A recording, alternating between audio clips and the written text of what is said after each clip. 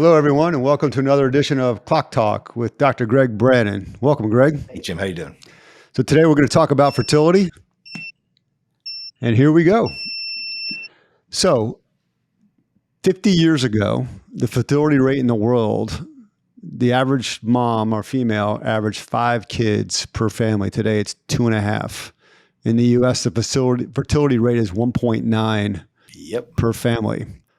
So we're going to talk about the males first, but what is going on? Yeah, it's very interesting. You look about it, and when there's a definition of unknown infertility, which is about 10% of couples. When you look at we'll go over some diagrams in a moment. We look at the actual cycle and stuff. 45% of the time it's female cause, 45% of the time it's a male cause, 10% unknown is basically the ballpark figure here. But you look at something simple. Sperm itself is generated a certain way via testosterone. We look at a sperm count since 1972.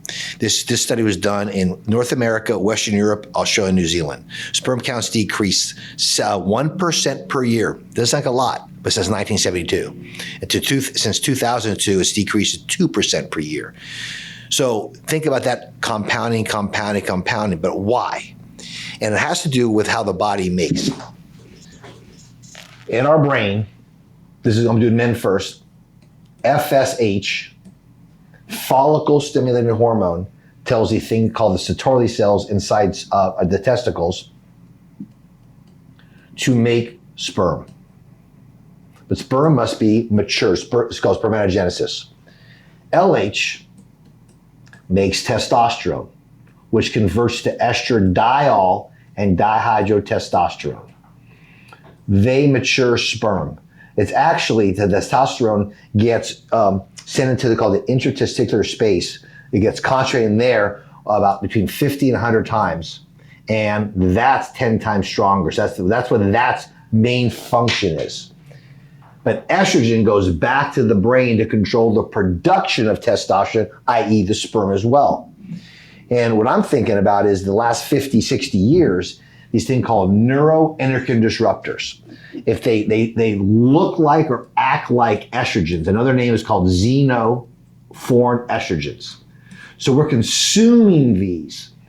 They're consuming, and what they do is they trick the body that we have estrogen, so we're making less testosterone, less sperm. So the question, what are these neuroendocrine disruptors? The big ones, Jim, are plastics, phthalates, PVC piping, atrazines, a pesticide, glyphosate, these kind of molecules. And what's really interesting is they're attacking, we think as you get older, you lose testosterone, which is sort of true, but it's not the age that's the problem. It's the time we live under those kind of chemicals.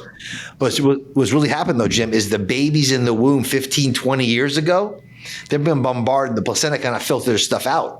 So they're actually starting their gonads, their testicles in the case of boys, is actually have a lower starting point. And we're also losing it at a faster rate, I believe, because of the environment.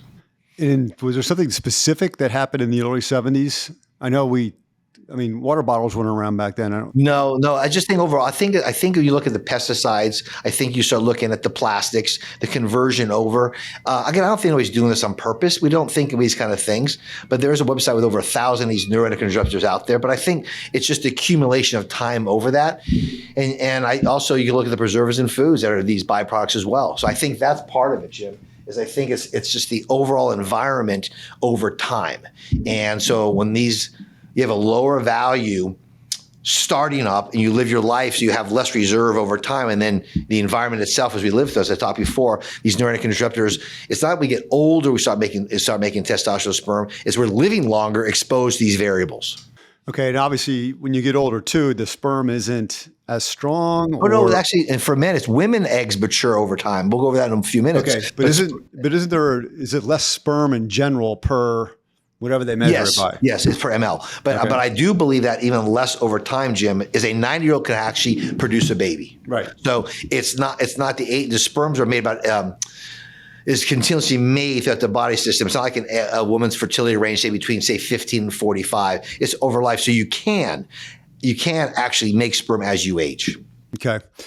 So what can a man do? Yeah, this is interesting stuff. The biggest thing is what goes on in our body, water, the type of food we have. So to try to do is, again, I know it sounds so hard. I don't want to be overwhelming, but the overwhelming part about it is that filtered water is crucial filtered water. Grass-fed beef, grass-fed free-range chickens, as many things we get 100 years ago and back, try to get those kinds in our diet. It's very important to have a soil that rotates when you do your crops. I think to make crops to feed the world, we're using, to trick things to make it a little faster and better. It may not have been better for the human body over time. So let's enhance maybe something you did before on the board. So a male, let's say 30, 40 years old, comes in to get testosterone treatment. During that time frame, are the testicles on their own producing testosterone, and as a result of it, producing sperm? Or does that male have to come off treatment in order for him to be fertile enough? Yeah, there's not a single paper since the isolated testosterone in 1931. There's been papers actually giving testosterone replacement therapy to humans since 1935. There's never been a paper showing pre-semen placement and after that it makes it permanent. It doesn't. But we do know that men come to us for the same reasons as women do, actually. Tired of being tired, brain fog. But we do know that sperm itself, we have a testosterone therapy, be it injections or pellets, decrease sperm 40% in the people to zero. It's called azospermia. Okay, we know that. So therefore, not in everybody. We also know it takes between 6 and 18 months to go back to where you were once you stop treating. All right? But in this generation of men in North America, 4 to 10% of men today have azospermia already as a consequence of having the testosterone being lower over time. There's other reasons for that. There's a thing called a varicose, which can actually make the testicle warmer to decrease sperm counts. That can be surgically fixed. But just across the board, 4 to 10% of men under the age of 35 have no sperm at all. So what's interesting is that, can we do what you just said? So they come to us, they feel great on their testosterone, getting their numbers back to the ranges they're supposed to go, and their wives, they want a baby. So is there a way to increase the sperm and still have the testosterone therapy? And there is. Great paper out of Baylor by Dr. Lipschultz and a Dr. Mashek. They have these great papers on this, but I'm going to go over the one out of Baylor. So they do an algorithm. So what they have is, if you want a baby within 6 months, they say just stop therapy. But what if you want to stay on it? So there's 2 protocols. Back to the brain again. So the FSH again makes sperm. LH makes testosterone, which converts to estrogen and dihydrotestosterone. So we're going to trick the body to continue. We're giving this. So I'm going to trick the body to make this while we still get this from outside sources. So since this goes back to the brain, one way you can trick the body is by blocking this with called a SERM.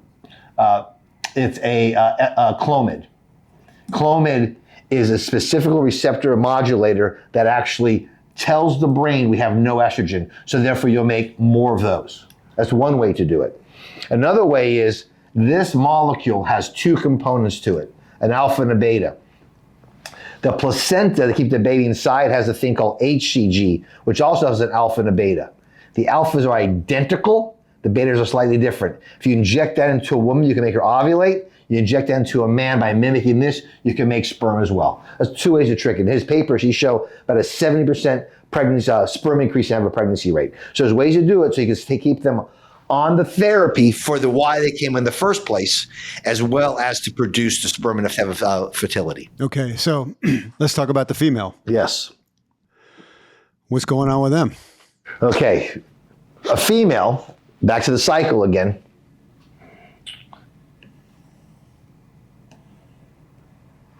Estrogen is this that's their monthly cycle. Day 1, day 14, day 28. That's their estrogen.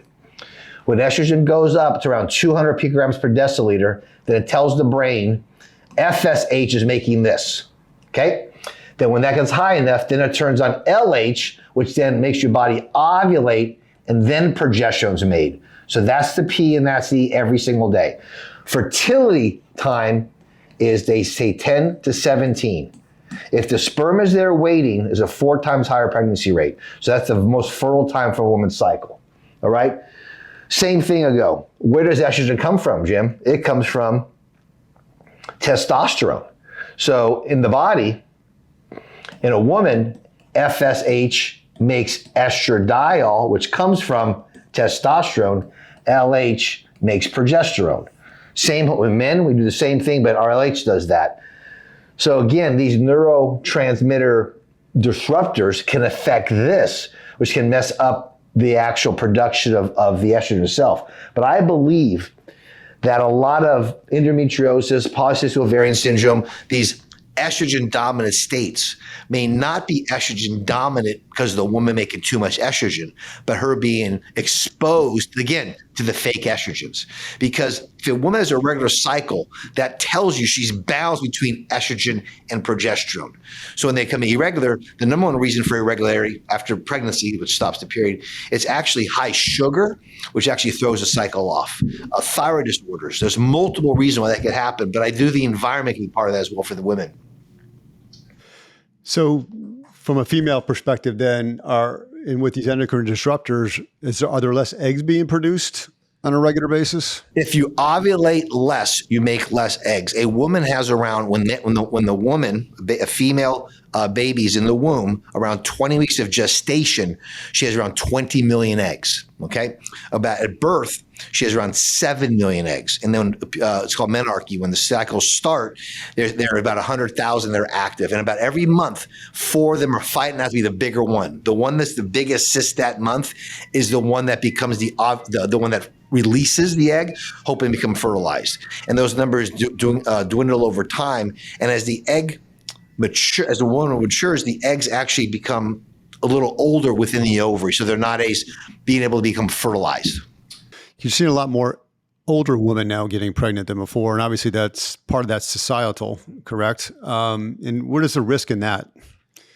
I think primarily societal, but back to our numbers, a woman in their 20s, about 20% per month can get pregnant.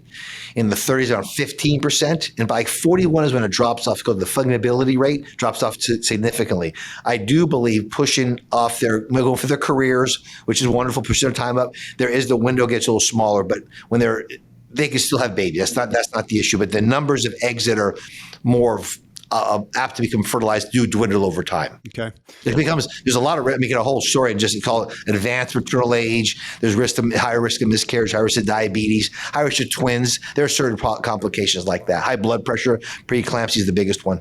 So if you're the female in childbearing years and you're on BHRT, just like we described before with the male, what are some of the solutions we could do for a female? Come off it?